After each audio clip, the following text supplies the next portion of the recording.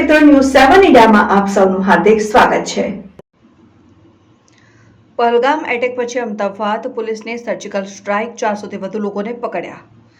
જમ્મુ કાશ્મીરના પહેલગામ આતંકી હુમલા બાદ કેન્દ્ર સરકાર એક્શનમાં આવી કેટલાક નિર્ણયો પણ લેવામાં આવી રહ્યા છે। તેવામાં હવે જમ્મુ કાશ્મીર આતંકી હુમલા બાદ અમદાવાદ પોલીસ સર્જિકલ સ્ટ્રાઇક હોય તેવા દ્રશ્યો સામે આવી રહ્યા છે। મોડી રાત્રે સુધી ઓપરેશન પાર પાડવામાં આવ્યું હતું। આ ઓપરેશન અમદાવાદ કાર્યવાહી કરાઈ છે। અમદાવાદ ક્રાઇમ બ્રાન્ચ વિગતે વાત કરીએ। હા, વિડીયોમાં ન્યૂઝ 7 ઇન્ડિયામાં તમારું સ્વાગત છે। હું છું પરમાર ભગીરથસિંહ।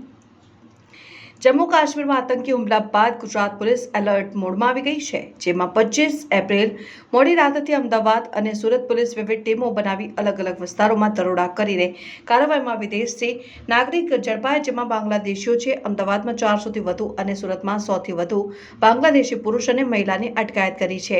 હાલ તમામની પૂછપરછ અને જરૂરી તપાસ હાથ ધરવામાં આવી રહ્યું છે। ગૃહમંત્રીના આદેશ બાદ ગુજરાત પોલીસ કાર્યવાહી શરૂ કરી છે અને આજ સવાર સુધી પોલીસ કાર્યવાહી શરૂ કરી છે। ચડુવાડા તળાવ પાસે કોમ્બિંગ કર્યું હતું અને 400થી વધુ શંકાસ્પદ નાગરિકોને ઝડપી પાડ્યા છે અને તેના આધારે પુરાવા તપાસ હાથ ધરી છે, જેને રિપોર્ટ કરવાની કાર્યવાહી હાથ ધરવામાં આવી રહી છે। આ લોકોએ કયા આધાર પુરાવા કોની મદદથી બનાવ્યા છે તેની પણ તપાસ કરવામાં આવે છે। અમદાવાદમાં ઝડપાયેલા 400થી વધુ વિદેશી નાગરિકોને દરોડાની અંદર કોર્ડન કરીને પોલીસ બંદોબસ્ત વચ્ચે ચાલતા ક્રાઇમ બ્રાન્ચે લઈ જવામાં આવી રહ્યા છે અને ગઈકાલે મોડી રાત્રે સુધી કોમ્બિંગ હાથ ધરાયું હતું। કડક તપાસ પણ કરવામાં આવી રહી છે। અમદાવાદના ડીવાયએસપી ક્રાઇમ બ્રાન્ચ